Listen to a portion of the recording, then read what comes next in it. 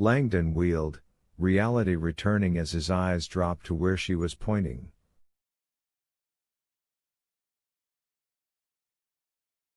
Bloody hell!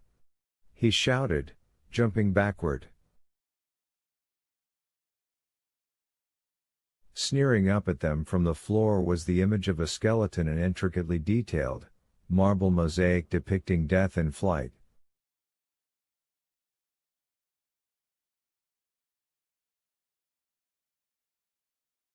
The skeleton was carrying a tablet portraying the same pyramid and stars they had seen outside.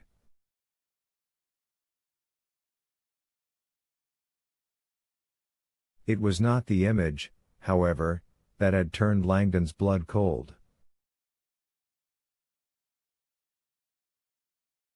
It was the fact that the mosaic was mounted on a circular stone accoutremento that had been lifted out of the floor like a manhole cover and was now sitting off to one side of a dark opening in the floor.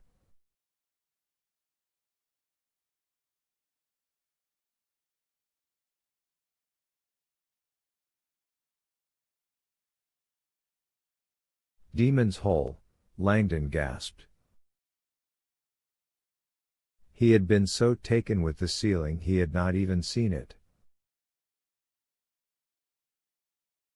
Tentatively he moved toward the pit. The stench coming up was overwhelming. Vittoria put a hand over her mouth. Che Puzo. Effluvium, Langdon said. Vapors from decaying bone. He breathed through his sleeve as he leaned out over the hole, peering down. Blackness. I can't see a thing.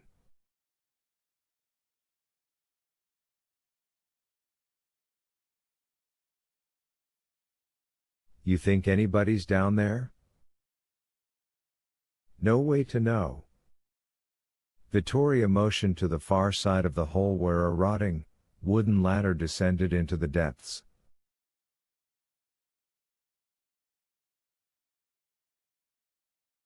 Langdon shook his head. Like hell. Maybe there's a flashlight outside in those tools. She sounded eager for an excuse to escape the smell. I'll look.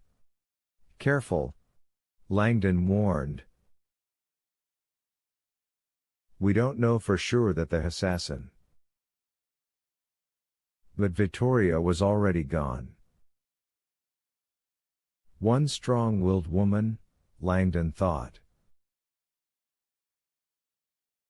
As he turned back to the pit, he felt lightheaded from the fumes. Holding his breath, he dropped his head below the rim and peered deep into the darkness.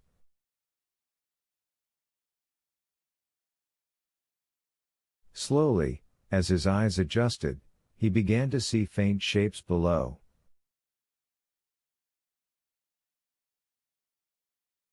The pit appeared to open into a small chamber. Demon's hole. He wondered how many generations of Chiggies had been unceremoniously dumped in.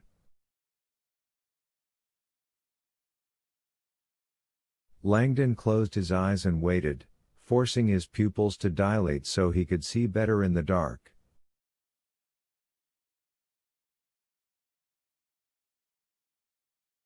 When he opened his eyes again, a pale muted figure hovered below in the darkness.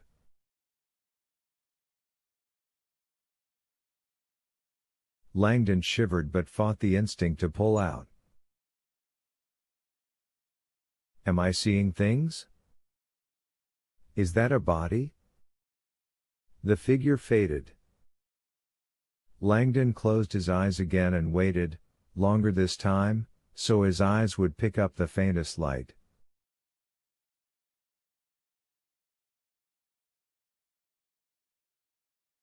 Dizziness started to set in, and his thoughts wandered in the blackness. Just a few more seconds. He wasn't sure if it was breathing the fumes or holding his head at a low inclination, but Langdon was definitely starting to feel squeamish.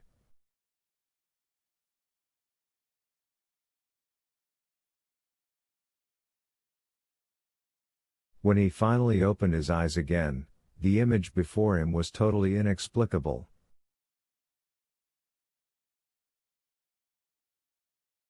He was now staring at a crypt bathed in an eerie bluish light.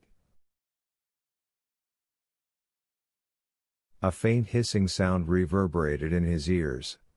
Light flickered on the steep walls of the shaft.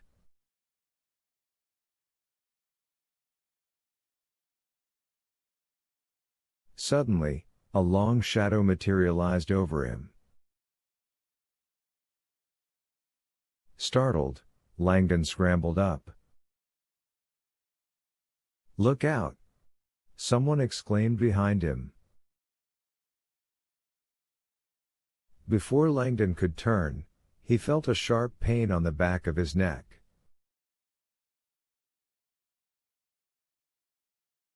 He spun to see Vittoria twisting a lit blowtorch away from him, the hissing flame throwing blue light around the chapel.